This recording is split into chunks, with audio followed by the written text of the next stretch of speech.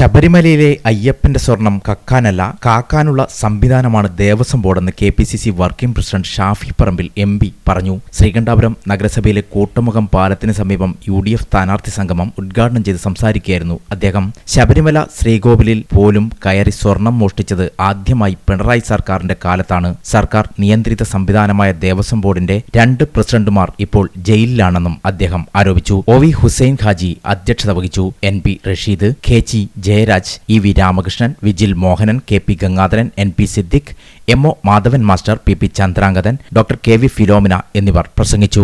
5 വർഷം കൊണ്ട് 75 കോടിയുടെ വികസനം നടത്തിയ ശ്രീകണ്ഠാപുരം നഗരസഭ അധ്യക്ഷ ഡോക്ടർ KV ഫിലോമിന ടീച്ചറെ ഷാഫി പറമ്പിൽ ആദരിച്ചു.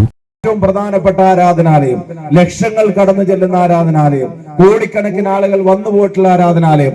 ഈ ശബരിമല സീസൺ ആളുകൾ വ്രതമെടുത്ത് 41 ദിവസത്തെ വ്രതമെടുത്ത് ആളുകൾ പോകുന്ന ശബരിമല, ആ ശബരിമലയിൽ ദീർഘദൂരം യാത്ര ചെയ്ത് 18ാം പടിയും ചവിട്ടി അയ്യനെ തൊഴാൻ സെക്കൻഡുകൾ മാത്രം കിട്ടുന്ന ഒരു ഭക്തന്റെ മുമ്പിൽ അവരുടെ ജീവിതത്തിലെ ഏറ്റവും അമൂല്യമായ മുഹൂർത്തമായി അവർ കണക്കാക്കുന്ന ശബരിമലയിലെ അയ്യപ്പ ദർശനം.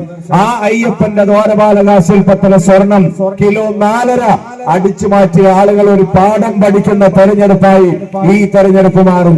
തെരഞ്ഞെടുപ്പ് കഴിയുമ്പോ ജനങ്ങളുടെ ഒരു സന്ദേശം ഗവൺമെന്റിന് കിട്ടണം, അല്ലേ ചി?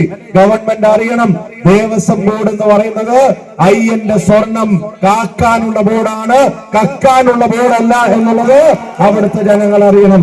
ഇപ്പൊ പിടിക്കപ്പെട്ടത് ആരാണ്? DYFഐയുടെ പഴയ സംസ്ഥാന വൈസ് പ്രസിഡന്റ്. ഇപ്പൊ പിടിക്കപ്പെട്ടത് ആരാണ്? പഴയ ഏരിയ കമ്മിറ്റിയുടെ സെക്രട്ടറി.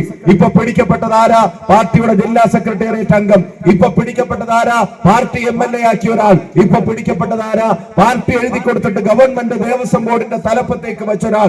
അപ്പൊ ഒരു അടിമുടി പാർട്ടിക്കാരൻ ശബരിമലയിലെ അയ്യന്റെ സ്വർണം കവർന്നതിന്റെ പേരിൽ അറസ്റ്റിലായി അകത്ത് കിടക്കുന്ന ഒരു കാലയളവ് ഒരു സാധാരണ വിശ്വാസിക്ക് മാത്രമല്ല, ചോരനീരാക്കി അധ്വാനിച്ചവരുടെ ഗവൺമെന്റിനെ അധികാരത്തിലേറ്റിയ അവരുടെ പാർട്ടി പ്രവർത്തകർക്കും അംഗീകരിക്കാൻ കഴിയില്ല. SIR ഉൾപ്പെടെയുള്ള അജണ്ടകളുമായി BJP രാജ്യത്തിന്റെ ജനാധിപത്യത്തെ അട്ടിമറി